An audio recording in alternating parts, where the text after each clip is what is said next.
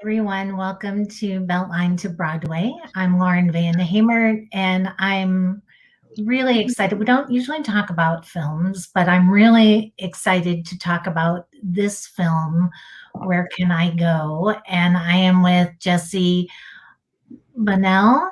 Is that, I should have asked before we went on camera. Is it Bonnell? It is, yeah.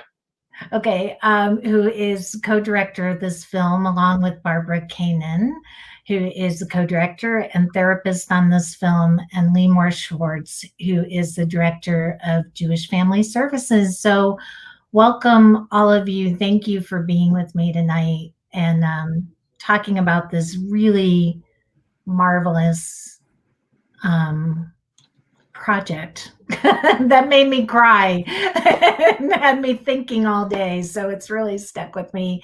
And if you're watching, if you have any questions or comments, please put them in the comment box and we will get to them as we can. But Limor, I want to start with you because I want to get kind of a sense in the scope of what services Jewish Family Services actually provides to our community.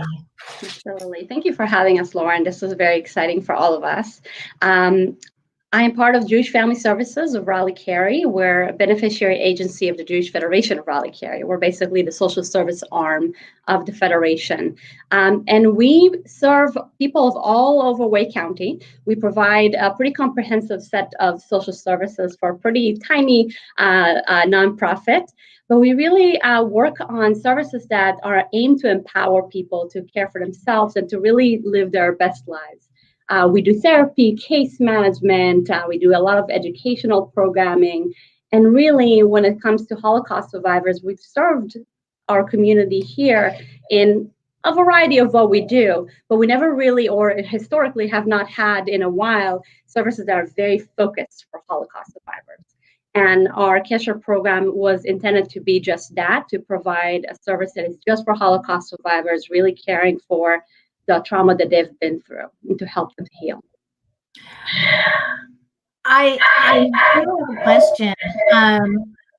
The film spotlights 5 survivors of the Holocaust who are living here in Wake County.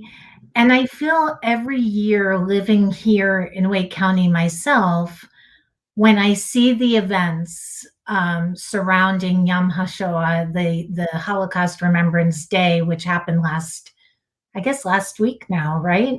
I'm always amazed how many people in this community have been affected or impacted by the Holocaust. Do we know how many survivors live in this area? It's really interesting. So first of all, in the United States today, there's about 80,000 Holocaust survivors. The Jewish community here is pretty small. And the interesting thing is that really about a year and a half ago, we really didn't know about a lot of Holocaust survivors here. We knew of maybe about 5 of them just from the fact that we served them or because they belonged to a certain congregation. But we knew that there must be more. And we took a chance, really, when we decided we're going to create a program that's for survivors when we really didn't know who is out there. But we really also knew that if we'll provide a service for Holocaust survivors, we'll find some more. And what we know now is that we know at least of about 20 of them in Wake County alone. And every day, even today, I spoke to one of my case managers and we found some more Holocaust survivors. Some of them hear of us now because of all the other services that we provide. Some of them have heard of the film. And kind of one by one, we find some more of them and serve them through kosher, through our case management, through meals, and so on. I love this. The 5 survivors who are part of this film are part of the group known as the kosher group. And kosher actually means connection, relationship, link. Did any of these survivors have a connection or relationship with each other prior to working on this project? So some of them did know each other beforehand and were kind of acquaintances in the same circle. And then I think this group gave them an opportunity to connect on an even deeper level with their shared history and connection to the Holocaust. And then some of them had just moved to this area like a month before the pandemic started, or weeks before the pandemic started. And so this group then became, Limor and I talked a lot about how this meaning connection really took a whole new meaning, that kosher took a whole new meaning in the context of the pandemic, as this group really provided an opportunity for some of our survivors to just simply meet people here after moving here in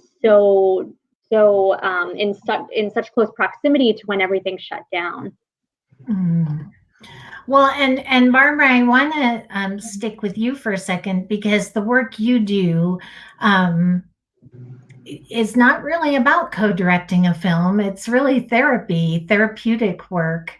So before we jump into the work that you did with this particular group, can you talk to me a little bit about what drama therapy is and the type of work you do outside this? Yeah, absolutely. So, in a very simple way, drama therapy is the intentional use of theater and theater practices in the healing process. So, utilizing anything from role play, improvisation, metaphor, storytelling, reading a script together, a poem, a song, to access certain emotions, certain stories or roles that we get stuck in. And ultimately, the goal, like the worldview of drama therapy, is that if we can expand our role repertoire, if we can increase the amount of roles that we play and not get stuck in the same one over and over, and if we can increase our flexibility between roles, then we're working and operating from a healthful place. So that's, yeah. Sorry, go ahead. No. And the amazing thing to me about the work that you do is, during this pandemic, so many people have turned to the arts as therapy, as a means of coping, as a means of healing. Has that surprised you at all, how much people have turned to the arts? No, it's not surprised me. It's been, if we think about the arts to begin with, what I always think about is the arts in ancient Greece. And what always kind of stuck with me, even before ever studying drama therapy, just from studying drama and theater, was that, and Jesse, I'm sure can speak to this as well, but the temples being built next to the theaters. So, when people were sick in ancient Greece, just as an example, this is one culture in one place. We know of artists and shamans and healers in indigenous cultures throughout the world, but this is just the example that comes to mind. Healers and doctors in ancient Greece would say, okay, I'm going to prescribe you to go next door and see the play that's happening. Or I'm going to, prescribe that you go next door and you be in the play. The Oresteia is a play that always comes to mind as the play that taught the ancient Greece about the people in ancient Greece about their new judicial system. So theater and the arts has always been a healing tool, and a opportunity for reflection and catharsis and change. So yeah, it's not surprising to me that so many of my friends were texting me their new watercolor images and all the different art that they were working on during the pandemic. It's been really meaningful, actually, to witness. Even things like baking bread. I know, we kind of joked at the beginning, they're not here, but we saw all of our friends making, or at least I saw my friends baking bread, having sourdough starters. But even that's a form of art. That's a form of creativity. Absolutely. And I think that's it. Like, everything really is art.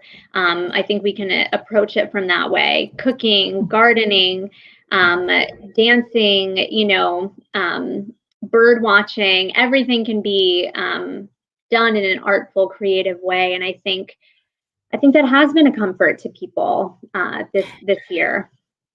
And I think what's so amazing about the creative process is it is, whether you call it this or not, it really is a process of meditation. To me, any creative endeavor you jump into, whether it's baking or it's painting or cross stitch, you get into this kind of meditative state. And I think that's why it's been so cathartic for people during this time. I think it also connects us. Yeah, no, please. I was just going to say, I think it also connects us to it's life affirming. Like, it connects us to our life force and our own creator within.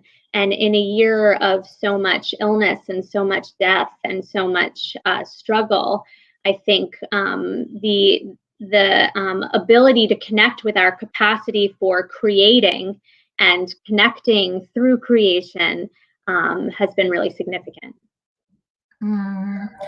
So, Jesse, I'm going to ask both you and Barbara, talk to me about this group of survivors and the specific work that you did with them that truly lasted over a year at this point, right? So yeah, we started meeting. We're coming up on a year. We started meeting. The planning is well over a year, but the group itself started in June last summer, virtually. We really commend them for the risk that they took to join this group without ever meeting any of us in person, without ever meeting any of the other group members in person. This, from the beginning, has been virtual and on Zoom. So there was a whole period of orienting to Zoom and orienting to each other, orienting to creative arts therapy, and orienting to how this whole process was going to look in the context that we were then operating in. So we really just spent the first several weeks doing just that, like just orienting to Zoom, just orienting to each other, orienting to, what it means to be living in this pandemic right now with all of the uncertainty that was bubbling up, particularly, I mean, still now, but particularly at the beginning, at the onset. And then from there, we really just used creative interventions to build connection with one another.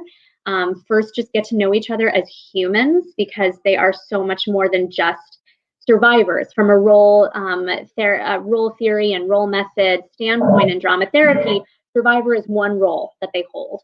They also hold the role of parent, of professional, et cetera, et cetera. So we just got to know each other that way. And then that moved into us then sharing their experiences from before, during, and after the war. And then from there is when they really expressed their desire to get the message out there. They said, where are these stories going? We want these experiences to go beyond this group. And from there, the idea for a film as the safest way to communicate their experiences amidst COVID was born. Yeah. And I'm so glad that you clarified that, because I think it's important for people to know the intention didn't go into this to create a film. The intention was a means of therapy, a means of connection, of service to these survivors, not to create a film. That's right. That's and right. The idea was that the entire thing will be really be led by the survivors. We did not want them to necessarily make a movie. We had no idea what kind of creative methods we'll even be taking within this group. And it was really intended for them to lead the way. That's why they sometimes choose to stretch. Sometimes they chose to do something different. And eventually they brought together the idea of a film, and we kind of went with them. Jesse, you're an artist and you're a filmmaker, you're co-director on this film. So what was your initial vision for the film when you were approached about working on this project? You know, I tend to not have lead by vision, maybe. I think like I was really responding to the work that Barbara and Limor have been doing, and then zeroing in on the connection that Barbara has created with this group of incredible people.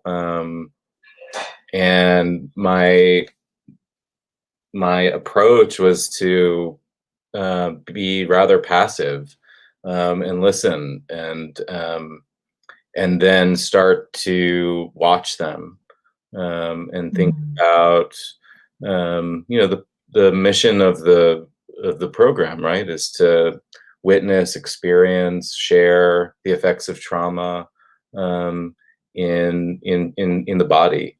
And to me, you know, there's nothing more revealing, uh, than to bear witness to the human condition through, the gaze of the face. So immediately, Barbara, in conversation with Barbara, the idea came up that we should really think of this as a moving portrait of each of the members, a kind of archive of collective portraiture, of course. So the visual approach was to just really spend time meditating on all the members' faces, and to hold the frame with their story, in silence as much as possible, or as much as they share, verbally. So so really, I mean, the approach or the vision was to bear witness, to listen, and to really watch um, their their truth, as Barbara likes to Mm. say, the river under the river. Yes. And Beth commented on Facebook, this program and film is a gift to our community. And I could not agree more. Thank you, Beth, for sharing that. Um, One of the most stunning moments of the film for me, and there were many, and I confess to Barbara and Limor today. Um, I had a lot of trouble watching the film. So I had to watch it in chunks because it was very emotional for me.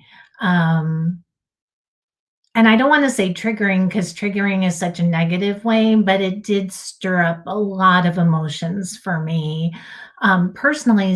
And I was so grateful it was in film form so that I could process it in chunks. But one of the early chunks of the film that really stopped me in my tracks was when Harry was describing Kristallnacht. And this is one of those events that I've learned about. I studied in Sunday school. I've read about in history books. He was there and he was describing it from a first person perspective. And that just left me stunned. I think for me, and that happens very early on in the film, it really drove home the sense that they were there. They were the witness to this horrible thing that happened.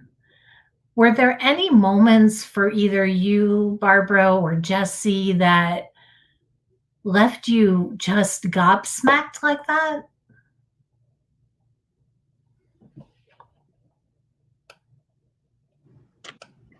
I mean, they all do. Yeah. If I'm speaking truthfully, they all, like, all of them, their experiences leave me gobsmacked. I am still, I've shared with Jesse and Limor, like, I never cease to be in awe of what they lived through. and how resilient each of them are. And I still can't find words in this moment when I think about what they lived through and what so many others lived through. So that doesn't give you a specific moment or sharing, but I think but that is the truth for me. Everything that they lived through, I am gobsmacked by. Mm. How about you, Jesse? Because you're teasing through some archival photos, archival footage, and then hearing these stories as a filmmaker, piecing this all together. Any particular stories or moments that left you stunned like I was? Yeah, I mean, just to echo Barbara, that there's so much that's not in the film. We had to make a lot of decisions to omit certain material for so many different, all the reasons. But I mean, I had two things immediately come to mind.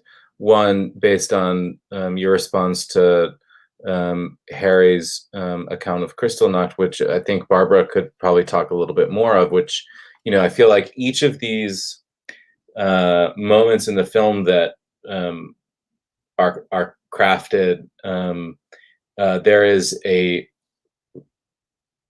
mountain of other material underneath that, right? So, so for instance, Kristallnacht, and Barbara, maybe you want to jump in and talk about Harry's work, but for each of the members of the group, these little fragments that we weave throughout the film, these moments, these interventions, this kind of archive of grief and loss, this narrative that each member in some way performs, right? The story of their Holocaust story, the story of their family, and the way that they oscillate between the performativity of their story and their lived experience and their truth of being displaced, of being victimized, of their resilience, of their love for their family, for their love of country, for their love of each other, for community, for their Jewish culture. Like, there's so much underneath that you really are just getting the tip of the iceberg. And with each of these kind of peaks, there is this wealth of conversation, of processing, revelation, of discovery that was archived throughout the Kesher program, or rather processed throughout the year of Kesher, and processed during our very minimal amount of time filming in person in November. So I just parlay that to Barbara to speak more about Harry's experience in Kristallnacht and the way that translated throughout the course of his entire life to this very day, as an example of how early childhood trauma has this profound effect, this profound ripple in not only the individual's life, but their family, their friends, and how then at the, now looking back upon this kind of horrific event, how it then is processed in their lives today. So maybe Barbara, if you want to share a little bit of Harry, but then also I think, there's something terrible about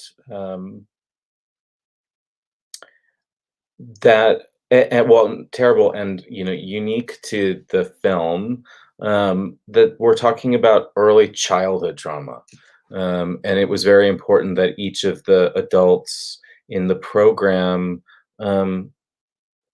were able to really process that they were kids, and looking, extrapolating that forward to policies that are occurring and to the way that so many kids are torn from their parents in all different terrible situations. But I think maybe isolating Harry's experience, because it highlights creative growth as well, which I think is really important. Barbara, do you want to? Yeah, sure. Harry, as you witnessed in the film, was about 9 years old during Kristallnacht, and the next morning his father was gone, was taken, and his mother was left to figure out what to do with him and his sister. And I won't get into all of Harry's story now because you may have already seen it or will see it in the film. But the connection that I think Jesse is pointing toward is that later in life, Harry began working with glass as an artist, experimenting with glass and making lots of different figures. Both I think Judaica and not Judaica, just like experimenting and creating with glass. And if you ask him, he'll tell you like, oh, I don't think that there's a connection really. But one has to wonder about, Kristallnacht being the night of broken glass and being a significant turning point in his life experience. And what maybe was being experimented with or worked out through this process of working with glass. So I think that's the example of what Jesse is speaking to in terms of, the rivers beneath the rivers and the tip of the iceberg that we were really able to show you in the, 70 minutes of the film. We couldn't really include everything. But I will also say that the other piece that really gobsmacked me in a more specific way, that I think is really connected to the group's message, and one of the main reasons why they wanted to make this film, is because the group is horrified by seeing what's happening to children around the world, being separated from their families because of different crises. And something that I think really affects me is, I've worked with Holocaust survivors for many years now at this point, and I've shared this with Limor, and I think possibly with Jesse, that I started working with Holocaust survivors before I became a mom, and then becoming a parent, and that was, still really meaningful and hit me in a really profound way. And then when becoming a mother just hit me on a whole other level, of what like both sides, what parents had to navigate, what children had to, like what their indoctrination to the world was. So that really always continues to gobsmack me. Is that well, and even one of the survivors talks about they didn't have toys in her home. They when they arrived in this country, which was supposed to be the land of milk and honey, the land of opportunity, that they lived in a very poor area, a very bad section of town, and how they didn't even have, they made toys with what they could. And I didn't think speak the language. Yes. And didn't speak the language, and had parents who were recovering still. I think there's a common misconception. I can say even when I was growing up, as a person who identifies as Jewish, who studied the Holocaust growing up, I even had a misconception around like, oh, and everybody was liberated, so then like everybody was okay. And that is really not the case. So like intergenerational trauma is so real. And so coming to this country, not having any toys, not speaking the language, living in poverty. I always think of Eva and how she describes the like the train on one side, the fire station on the other side, and how they weren't able to get any sleep. And I always think to myself, and the roller coaster. Right, and the roller coaster, how could I forget? And the roller coaster. I always think about how the Holocaust not happened, like this, about like what people's journeys are through displacement. And what her life and all, like everybody's life would have been if not for hate and these atrocities. I'm so grateful you brought that up to Barbara, because as a parent watching the film, another thing I was struck by, Harry talks about getting on the train and his mother having to send him away. And he basically says, she didn't have a choice. And so many of them talk about their mothers and the choices that both their mothers and fathers had to make, but there's a lot of attention on their mothers. And as a mother myself, that really did hit home, because you make so many decisions for your children, especially amidst a pandemic. Do I send them to school in person? Do I not? Do I, let them be on their screens because there's nothing to do during a pandemic, or do I not? You're constantly navigating decisions, and to think of these kinds of decisions, which were really decisions about life or death, is just really, really affected me as a parent watching it, for sure.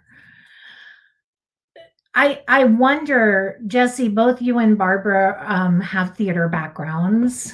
And I know for so many performers now, especially in the world of intimacy directing, and when we talk about intimacy directing, there's a lot of focus on disconnecting from the work so that you can go home and live your life and be with your family. And there's a level of self-care that we talk about with performers. I'm wondering for both of you, because on the one hand, you are providing an incredible therapeutic service and documenting these stories.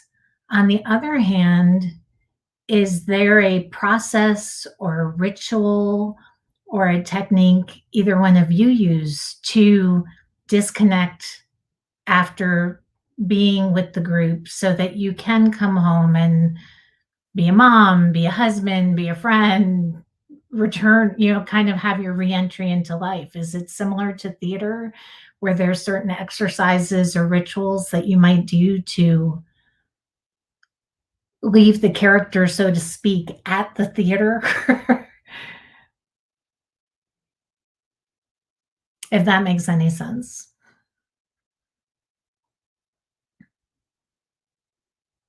You are okay, good. Yeah.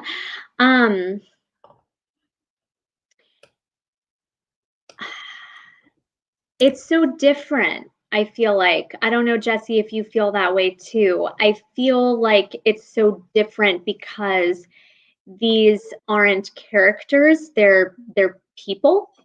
And it's not just a play or a script. This is their verbatim language about their verbatim lived experience.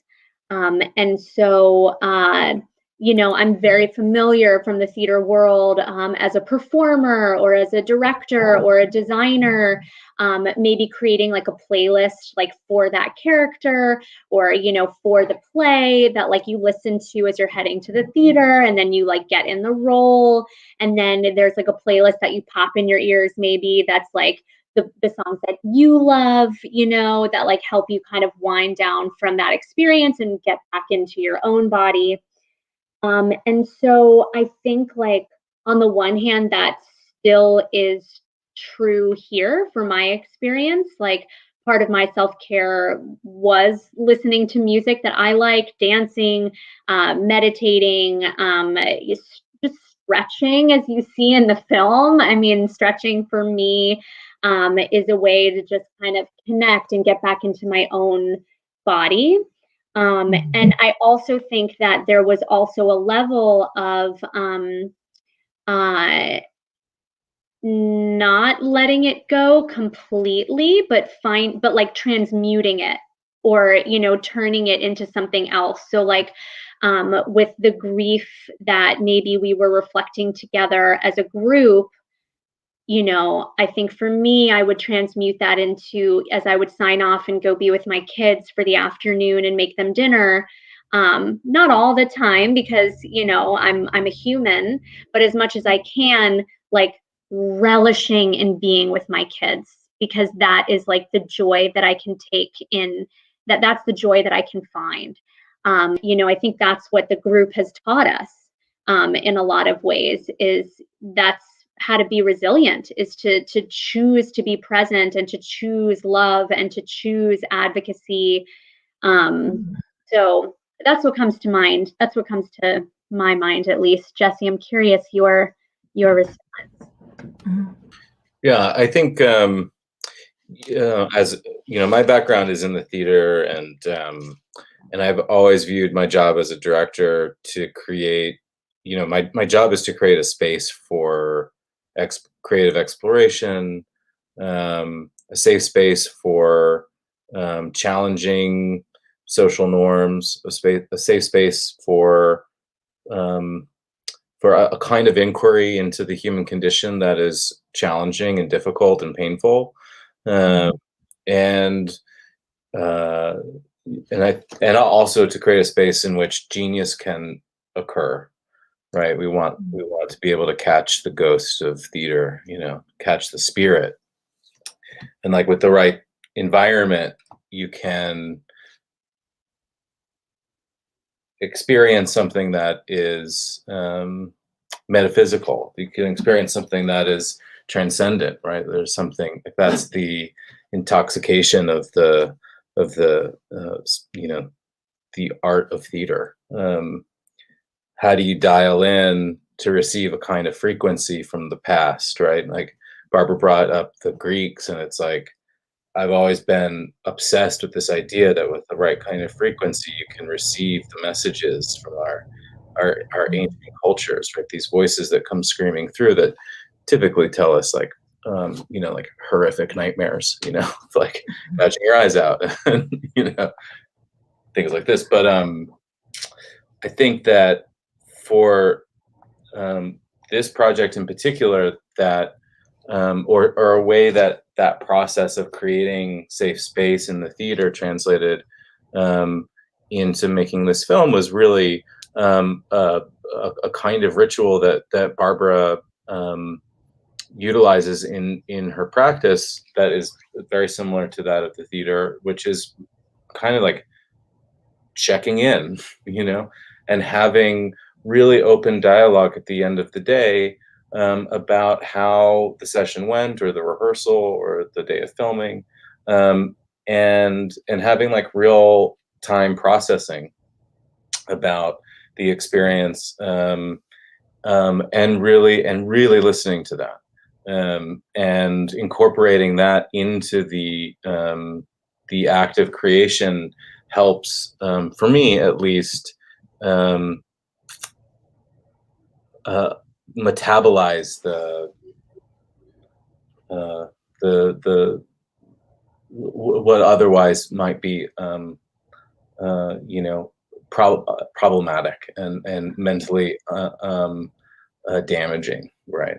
And I think that in the theater, we often, the cliche is that after rehearsal you go to the bar and and talk about the play and drink and kind of decompress, and I think that actually like conversation is a much more healthier balm for the spirit, and so just the conversations, and then a lot of the sidebar, or rather not even sidebar, but like in-depth conversations that Barbara and I would have especially during the course of filming, where after a very long day, we would go on a walk and process and talk about what we experienced. And that was really very healing and creatively like rich. Mhm. I'm so glad you brought that up, Jesse, because I think it gives us an opportunity to discuss, I think, like two things. One, that I think we haven't mentioned really concretely yet, which is that like the making of this film was the therapeutic process. Like it became the therapeutic process for the group. And so I think like the act of making it itself was our ritual and our way through. It was our way of speaking the unspeakable, hearing the unhearable, like, seeing the unseeable. As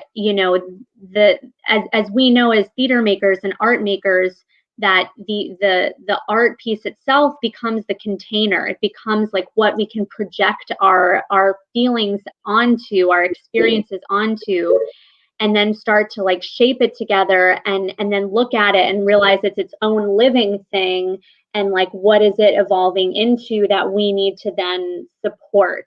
And so we really had a ritualistic way of going about it in terms of, Jesse like going through all the material and like putting something together and then showing it to us, and then us looking at it, and Jesse and I talking about it, and then opening it up to the group, showing them the piece, and then asking the group like, what do you think? Like, what do we need to turn the dial up on? What do we need to take out? And then the group really being like collaborators, like equal collaborators, that they are the experts. This is their experience and story. So them really being co-directors along with us. And I think that really in and of itself was a container for us throughout the process. And always at the end, we had a check-in around like what's maybe something from today that you don't want to take with you, like a feeling, image, or thought, or what's a feeling, image, or thought that you do want to take with you from today.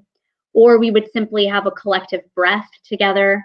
And I think, that's the other piece of it that, Jesse, when you were sharing, I was thinking about, is that like the way we also got through this was relationship. We really built such meaningful connections with one another. And, thinking back to those walks that, that Jesse and I took, and also to these conversations that we had with the group throughout, and then Jesse and I through these long editing sessions, and Limor, in all of like the producing end of things. I really feel like that in and of itself was a holding space, and something that buoyed us. Like we got through this by being connected, by being kosher with one another. And not only checking in with each other in terms of like what do you think of this thing that's evolving, but also like, okay, we just had this long editing session, or hey group, you just saw this piece, of film. How are you all feeling right now? Like in your bodies, like, what's going on? What's coming up for you? And really integrating that. So like, how are you doing as humans? And how does that inform us about what we're making together? And how does what we're viewing about what we're making together inform us as humans? And so it really was this symbiotic, integrated dynamic, this relational dynamic that really held us through. And I think I want to add though as well that the role that you had was not just co-directors. It's always had the therapy hat on there as well, to always be informed about the trauma that they went through, and what would it mean, any kind of movement that we would make with the movie. What would it mean to even have an interview right now online? So all those things kind of were always put into place, and it makes it difficult to disconnect at the end of the day. But taking those several processes that you talked about, I think really made that happen, both for you guys as directors and for the group.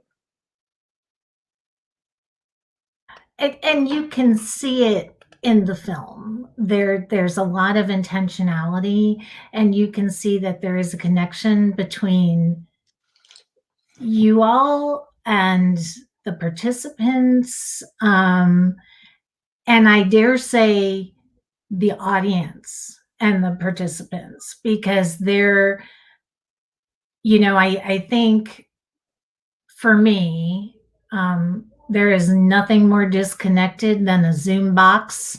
If I see any more Zoom boxes post pandemic, I might scream. But even though some of the film is displayed in Zoom boxes, you feel this incredible connection with these 5 incredible people. So and that's a testament to their stories, but I think also a testament to you, Barbara and Jesse, of how you let that story unfold on film, which is so beautiful.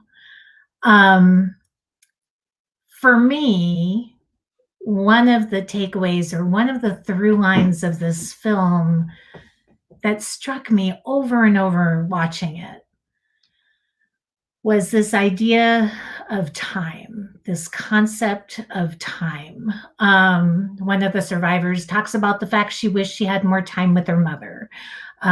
There's this layer of retelling our history and the past and how it connects to the present. For me, time was ever present. The timeliness, the timelessness of this film. Was that one of your intents in putting it together in the editing process? Because that's what came through for me. Yeah, absolutely. I mean, we, through what was, a rather condensed, speaking of time, a rather condensed editing period, we constantly were stepping back. Barbara and I would step back and look at at the movie and talk about how to take something so large and channel it into something very specific and truthful for the group. And so part of that are multiple threads of time, right? Spanning from the mid 30s to 2021, right? Like that span is in the film. The span of an evening in 1938 is in the film. A moment is in the film. The way how a split second can echo and ripple, as I said before, across one's life. There is a kind of linear time throughout the movie, right? Of being born, growing up, experiencing what they experienced. It's a film about migration. It's a coming to America story. I mean, there's so many layers to the movie, all contained inside a chronology that at times can become muddied and confused because of the fog of trauma, because of the fact that they were very young, that there is, and that so much time has passed since. So that there is this interesting play between chronology and how chronology can also become confused and confusing. And that there is a kind of journey, right? Something that Barbara and I would say quite often, to find harbor, there are many ways to find safe harbor, there are many ways. And I think that time, in the theater is exciting because you can kind of rip time up and augment time and change time. And I hope that we were able to have that same kind of, I think that we did, that same kind of creative currency in the movie as well. I think totally got about the that. moment. I think about the moment. One of my I mean, I have a lot. Every moment of the film is meaningful to me in one way or another. But in the context of this conversation, one of the moments that always I just think Jesse edited it so beautifully from start to finish, and the piece that it stands out to me in this moment. There are two things. One is when we hear Mariana say, like, history repeating itself or time turning back on itself, at the same time that we see a child turn her head and look back, just always kind of gets me. And I also think about, as Jesse was describing, like the linear narrative, at the same time that it's kind of disrupted, because as he was saying, with a trauma history, it's really hard to keep a linear narrative, because the trauma does create a fog and a confusion around things.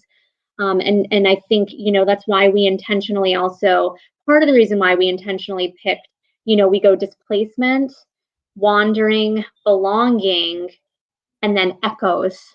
And I think echoes really speaks to this conversation right now, in terms of the timeliness, as you said, Lauren, and also the timelessness, because for millennia there has been and subjugated people subjugate people, and we have seen it time and again. We're seeing it still today, and so I think that was definitely the intent.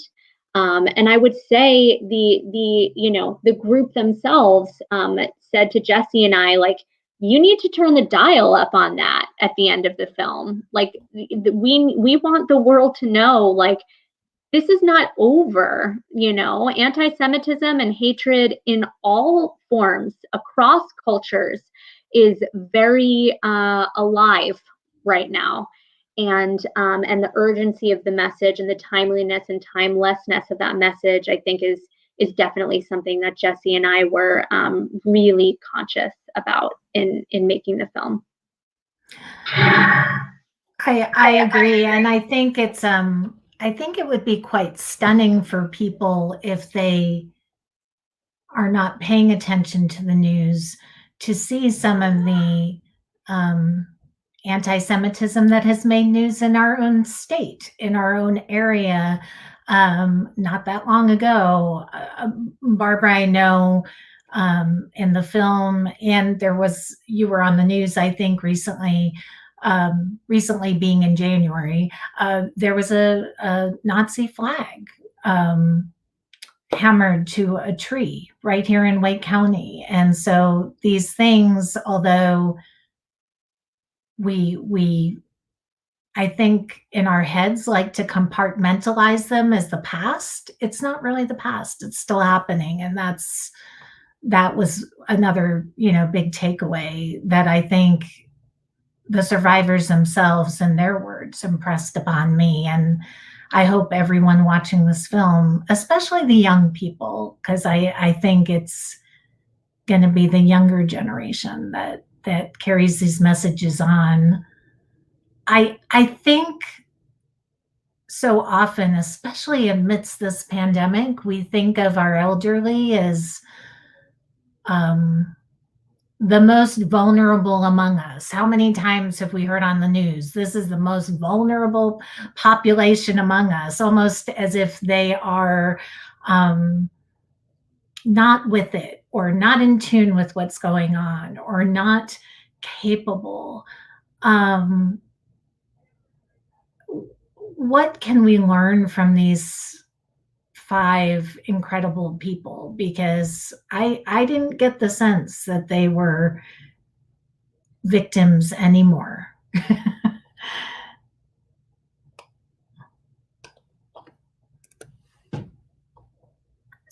So what, Barbara, good. Yes.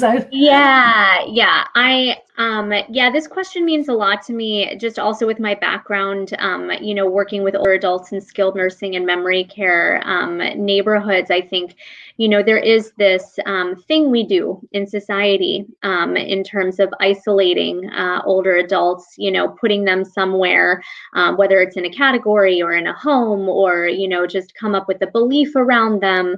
And really that's across culture and across age too, is what we do to one another as well. But for this specific question, I think what we can learn is that not only is this group of people a wealth of information about history, which we know at this point and need to continue impressing upon each other and those who come after us, that to be ahistorical is dangerous. That we need to know our history so that we can shape a better present and future, a more safe and inclusive and respectful present and future. These people have it, like they lived it. They know what can happen. They see what is happening now with the rise in anti-Semitism and divisiveness and hate across cultures. And they can speak directly to the fact of, we know what it's like to experience microaggressions, let's say, or little laws that get put into place that discriminate against us, that build and build and build and become the Holocaust. So I think not only do they have a wealth of information that we need to carefully consider and continue to teach, but they also can't be discounted for what their visions are for the future. So often we ask older adults about their pasts, and not often enough do we ask them what they think will be for the future or what their hopes are for the future. So I don't know, that's my 2 cents. But I will add to the vulnerability piece that you were just saying, we also need to remember that out of the Holocaust survivors that are in our country, there are one out of 3 that are facing poverty. And many of them are over 80 years old. There's depression, there's social isolation. So we also need to make sure that we really do have a responsibility to take care of them. And then at the same time, everything that just Barbara said, to also listen. Because they're experiencing all of that does not mean that they do not have a very strong opinion, very strong personalities, very important information that they can share with the world as well. Jesse, what do you hope the takeaway will be from this film? Well, I just want to echo what Barbara so beautifully articulated about how, our film is such a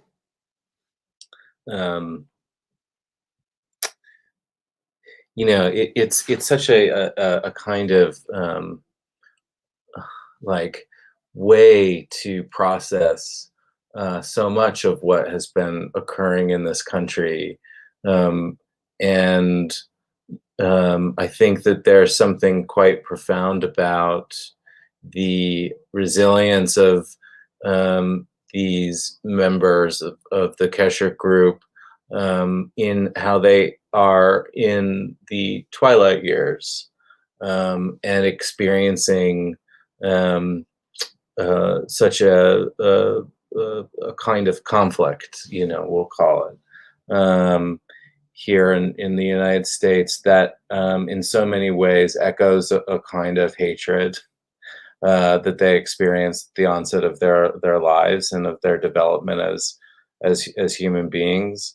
And I think that there's something quite profound about the conviction of character and the endeavor to better oneself and to better one's community through acts of kindness and strength and resilience.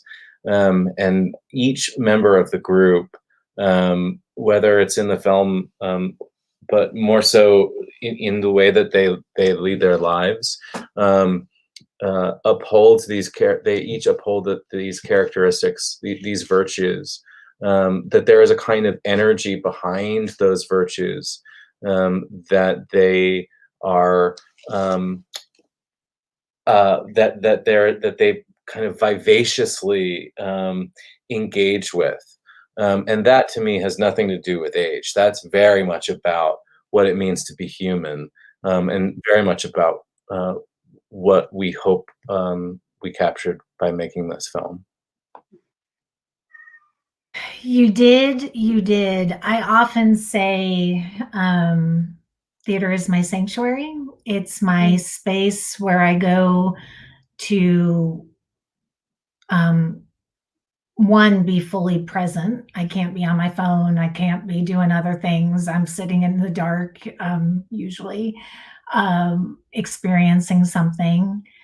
And it is also a place where I go to try to work out the world's problems. I learn so much from theater. And I think what translates to me very theatrically in this film is that same thing, that it gives space to learn and to process and to breathe through what we've all gone through in this country, politically, pandemically, emotionally, and kind of come out the other side, hopefully a little bit kinder and more compassionate. So thank you. I agree with Beth. This is a gift, and I hope everybody watches it. The film is streaming on demand. As we speak, you can tune out to us and turn on the film at any time. And there will be a watch party this Sunday, April 18th. So if you want to watch with other people virtually, I think April 18th will be a marvelous, marvelous opportunity to do that and to post your comments as you're watching the film. Justice Theater Project just posted a comment from a patron that viewed the film last week. I've just watched Where Can I Go? Being a member of the Jewish community can be difficult at times, inspiring at times, lonely at times, and awesome at times.